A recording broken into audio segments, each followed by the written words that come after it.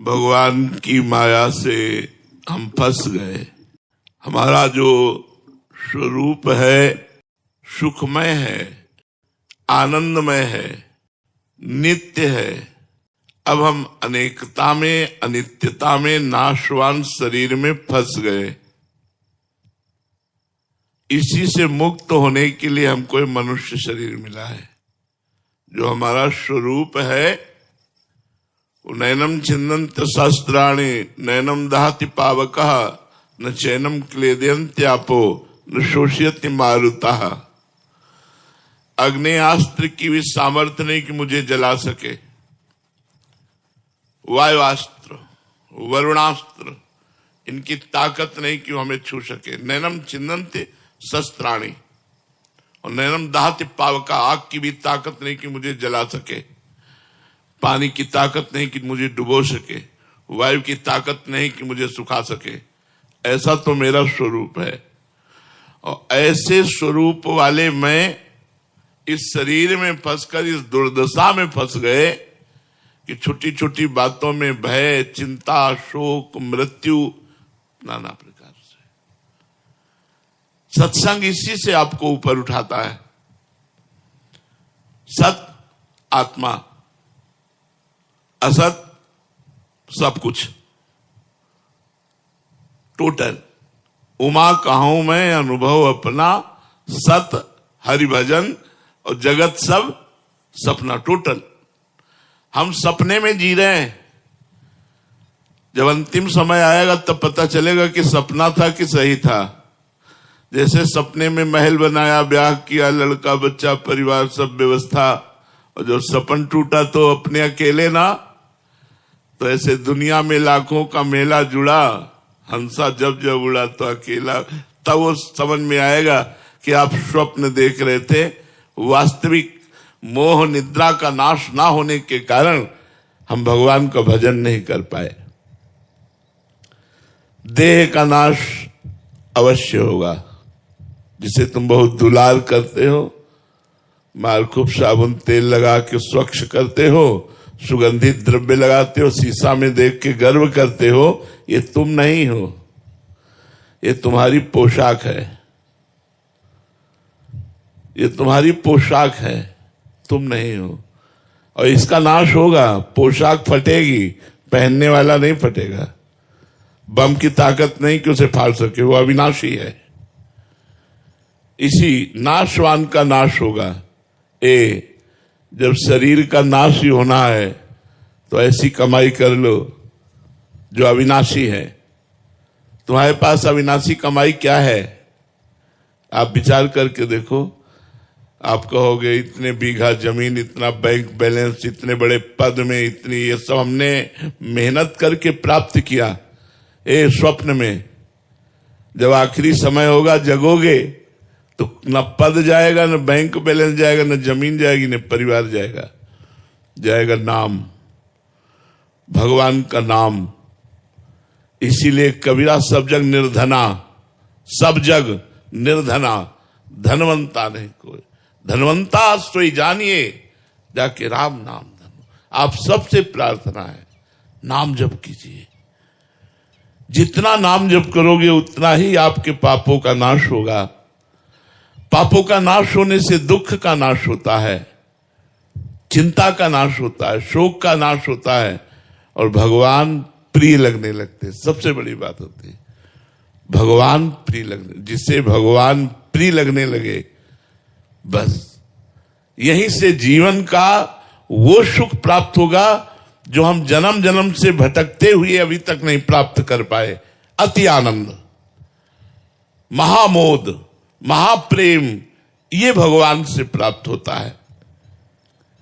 हम लोग हर समय चिंतन करते हैं, बस उसे संभालना है। चिंतन संसार, शरीर, भोगों का, रुपया पैसे का, शत्रु का, मित्र का, पत्नी पुत्र परिवार का, ये सब होता है। इसी को ठीक करना है और कुछ ठीक नहीं करना है। जैसे का तैसा ही रहना है। जब भगवान अवतार लिए थे तब भी संसार ऐसा ही था, आज भी ऐसा है, आगे भी ऐसा ही रहेगा। हम अपना चिंतन सुधार करके काम बना सकते हैं। अनन्यस चिंतयन्तो माम, चिंतन तो सबका हो रहा है, बिना चिंतन के कोई एक मिनट भी नहीं रह सकता। पर पुत्र का, पत्नी का, धन का, माया का, राग का, द्वेष का, लड़ाई झगड़ा, मित्रता, शत्रुता, ये माया का जो शत्रु मित्र, राग द्वेष, विनाश, जन्म, अच्छा बुरा, ये पहले भी बना था, अब भी बना है, आगे भी बना रहेगा। आप अपना मिटा सकते हो, आप अपना कल्याण कर सकते हो।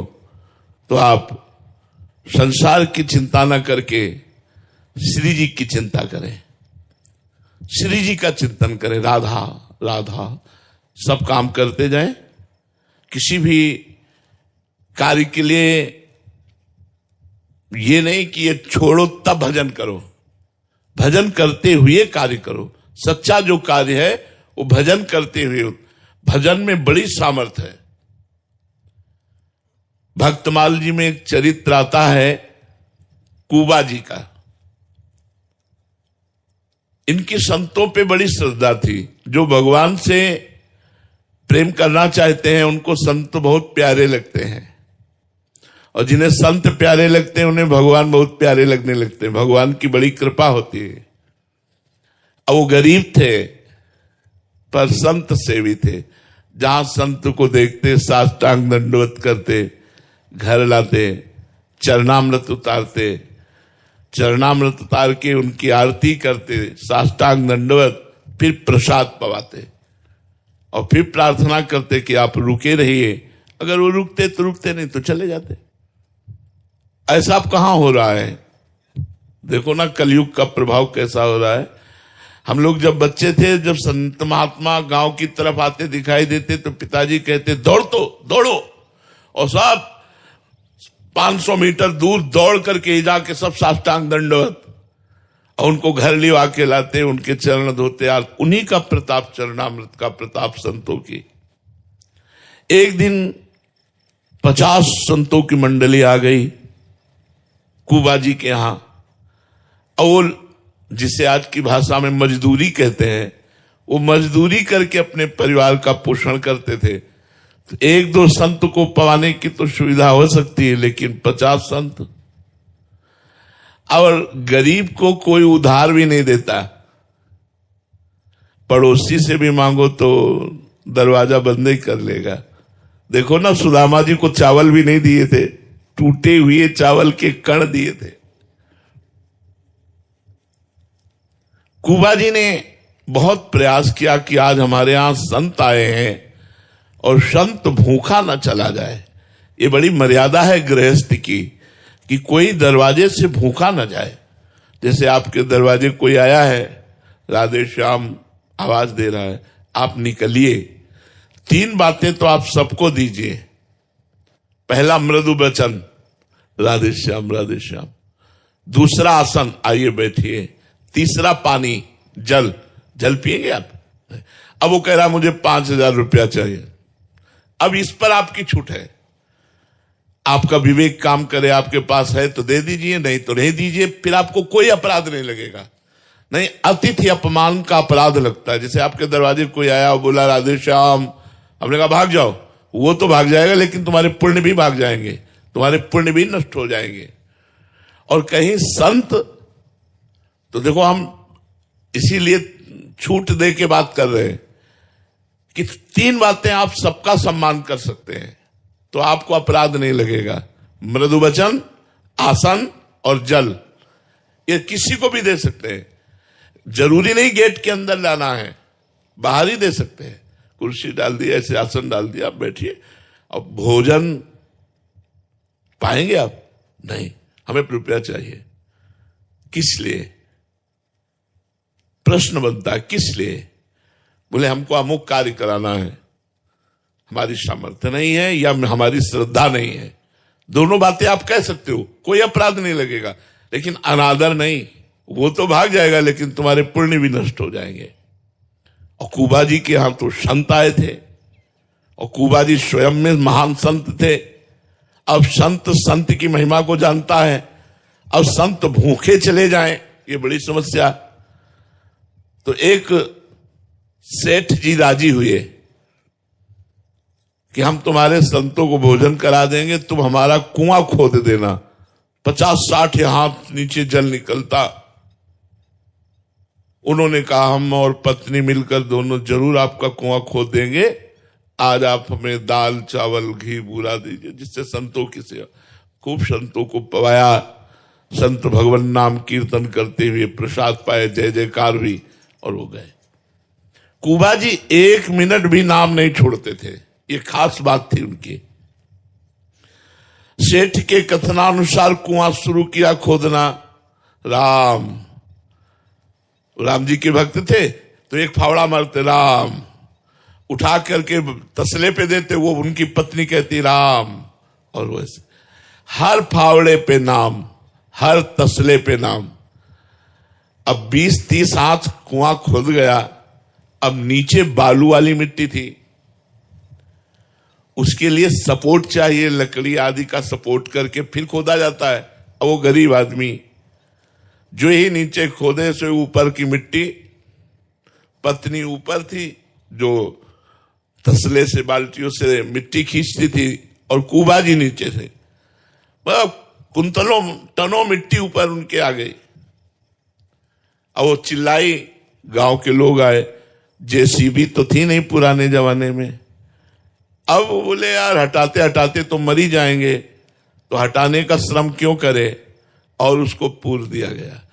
और सेठ ने कुछ ले देकर उनकी पत्नी को राजी कर दिया। और बात, एक भक्त संत के उदर के पोषण के लिए किसी से इतना बड़ा वादा, तो देखो भगवान कितने रक्षक हैं। 1 महीना हो गया, भगवान के बातों को आप लोग आश्चर्य में मानकर, या ऐसा कि कोई कथा है, आश्चर्य मत मानो। यदि भगवान का भक्त है तो कुछ भी हो सकता है। एक राजा की सवारी वहां से निकली तो उनको सुनाई दिया राम राम राम। तो राजा ने कहा ये आवाज इतनी मधुर और प्रेम भरी है, ये किस संत की आ रही। आसपास कोई आवाज का लक्ष्य करके गए तो जहां कुआं था वहां से आवाज आ रही थी राम राम राम। बोले महाराज यहां से आ रही। लोगों से पूछा, लोगों ने बताया 1 महीना पहले कुबा जी इसमें दफन हो गए, वो खोदते हुए। तो ऐसा उन्होंने कहा खोदो। अब वो राज सैनिक लगे, कुआं खोदा। जहां कुबा जी बैठे थे वहां एक गुफा बन गई थी। कुबा जी को बिल्कुल कोई चोट नहीं, कोई परेशानी नहीं, श्वास लेने में कोई परेशानी नहीं, करतुम अकर्तुम अन्यथा कर, जो गर्भ में हमको हमारी रक्षा की, वो रक्षा करने वाले भगवान। एक शीतल झारी जल की रखी थी और सुंदर भोजन रखा था, और वो चिदानंद भोजन जिससे मलमूत्र न बने। कुबा जी को निकाला गया, कहा गया कि 1 महीना आप नीचे रहे, आपको कोई कष्ट? बोले बिल्कुल कष्ट नहीं, सीताराम जी साथ थे। केवल 1 महीना ऐसे बैठे रहने से उनके थोड़ा, तो इसीलिए केवल राम जी नाम उनका था, तो कुबा केवल राम जी नाम उनका रख दिया गया। भगवान के नाम में इतने सामर्थ्य। प्रहलाद जी को कितना कष्ट दिया गया, कोई कष्ट प्रहलाद जी को नहीं व्याप्त हुआ। इसलिए चिंता मत करो, अनन्यस चिंतयन्तो माम ये जनाः परिपासते तेषां नित्याभियुक्तानां योगक्षेमम वहाम्यहम्। भगवान कह रहे हैं योग और क्षेम का वाहन मैं करूंगा, तुम केवल मेरा अनन्य चिंतन करो। ये 3 बातें भक्त के हृदय में अवश्य आ जानी चाहिए। एक तो नाम जप करते हुए भगवान की कृपा पर विश्वास। नाम जप चलना पहला कर्तव्य है, और साथ में विश्वास कि भगवान की हम पर विशेष कृपा है। नाम जप करते हुए भगवान की कृपा पर विश्वास, और दूसरा शरीर मरेगा मैं नहीं, पर शरीर तो मरेगा, अर्थात मृत्यु का चिंतन। मरना है यार, आप सोचेंगे कि मरना सोचना कितना कष्टप्रद है। भजन बढ़ता है कि कहीं आपका विस्मरण होकर शरीर न छूटे, आपके स्मरण में छूटे। एक घबराहट बनी रहती है कि शरीर कभी भी छूट सकता है, नाम न छूटने पावे, भजन न छूटने पावे। तो शरीर की मृत्यु निश्चित है, इसलिए भगवान का निरंतर नाम जप करते हुए भगवान की कृपा पर विश्वास। और तीसरा है भजन करते हुए आए हुए दुख सुख को भजन से ना जोड़ना, उसे प्रारब्ध से मानना। हमारा बुरा प्रारब्ध है तो हम उसे भोग रहे हैं, अच्छा प्रारब्ध है तो उसे भोग रहे हैं, लेकिन जो भजन कर रहे हैं ये हमारे संचित कर्मों को और क्रियमाण को संभालेगा। प्रारब्ध को भोग लेंगे, संचित भस्म हो जाएंगे, क्रियमाण निष्प्रभावित हो जाएंगे और इसी जन्म में भगवत प्राप्ति हो जाएगी। जब हमारा मन बुरी भावनाओं की तरफ जाए तो नाम जप में मन नहीं लगता, इसलिए नाम कीर्तन करना चाहिए। पर उस समय मन मौन रहने की बात सोचेगा नाम कीर्तन करने की। अगर नाम कीर्तन करो तो बच जाओगे। अगर बुरी भावना आ रही, आप राधा राधा राधा राधा राधा चिल्लाने लगे तो देख लेना बुरी भावना आप पर शासन नहीं कर पाएगी। पर जब बुरी भावना आती है तो नाम छूट जाता है, भगवान का विस्मरण हो जाता है और उसी के चिंतन में ध्यायतो विषयांत पुंसान् संगास्ते सुप जाते, उसका चिंतन करना, उसको भोगने की चेष्टा करना, ये दो बातें रह जाती हैं। अगर हम नाम कीर्तन करें तो दोनों बातें शांत हो जाएंगी और भगवान की तरफ हमारा मन लग जाएगा। संसार में जितनी घटनाएं घटती हैं वो पहले से निश्चित है, कोई नई नहीं, इसलिए डरो मत। जो होना है वो होगा, जो नहीं होना वो हो ही नहीं सकता, हो ही नहीं सकता। जो होना है उसे कोई रोक नहीं सकता। एक ज्योतिषाचार्य थे, तो बहुत ज्योतिष का पक्का ज्ञान था, तो सबकी कुंडली बनाते थे। तो एक दिन उन्होंने सोचा अपनी कुंडली भी तो देख लें। तो उन्होंने अपनी कुंडली में देखा कि मगरमच्छ से मृत्यु है। यह निश्चित है। जैसे राजा परीक्षित का जन्म हुआ तो जन्म होते ही ब्रह्म ऋषियों ने बता दिया था कि इनकी तक्षक सर्प के काटने से मृत्यु होगी, भागवत में लिखा हुआ है। उन्होंने ज्योतिष के द्वारा देखा कि उनकी मगरमच्छ से मृत्यु होगी। उन्होंने अपना घर द्वार बेच दिया और रेगिस्तान में जाकर के वहां रहे कि जहां पानी नहीं तो मगरमच्छ कहां, जहां पानी की समस्या है वहां मगरमच्छ कहां। अब ज्योतिषाचार्य थे, उनका बड़ा यश बढ़ा, लोग धीरे धीरे वो यश राजा के काज में पहुंचा। उस समय राजा लोगों का शासन था। राजा ने उनको अपना राज पुरोहित बना लिया। बड़े मजे, राज पुरोहित बन गए। जिस वर्ष राज पुरोहित बने उसी वर्ष लड़का हुआ। अब तो राज पुरोहित का और सम्मान कि पंडित जी के आगमन से ही शुभ काम, सबसे बढ़िया काम, पुत्र हुआ, राजकुमार हुआ। कई वर्षों बाद कुंभ पड़ता है। अब जब प्रयागराज का कुंभ आया तो राजा ने तैयारी की और छोटे राजकुमार को भी साथ। पंडित जी से कहा आप कुल पुरोहित हो, मंत्र उच्चारण तो आप ही करोगे। उनका महाराज प्रयागराज नहीं जा सकते हम तीर्थ। बोले क्यों? बोले मगरमच्छ से हमारी मृत्यु है, हम जल के समीप नहीं जा सकते। तो उनका तुम चिंता मत करो, गंगा में इधर जाल, यमुना में जाल, बीच का जल छनवा देंगे, नौका से सैनिक रहेंगे, बिल्कुल भय करने की जरूरत। उनका नहीं, अब राज आज्ञा जबरदस्ती उनको जाना पड़ा। जब गए तो लड़का भी जल में, राजा भी जल में। पंडित जी बोले हम बाहर से गड़ा नाम तो गणपति गंगवा बोलना, यहां तक आओ। जैसी हो भवतव्यता तैसी बने सहाय, आप ना आवे ताय पे ताय। मगरमच्छ आया, पंडित जी को लील के चला गया। न सैनिक, न जाल, न कुछ, कोई रोक नहीं। जो होना है हो के रहेगा, जो नहीं होना वो हो नहीं सकता। इसलिए बेफिक्र होकर के राधा राधा नाम जप करो।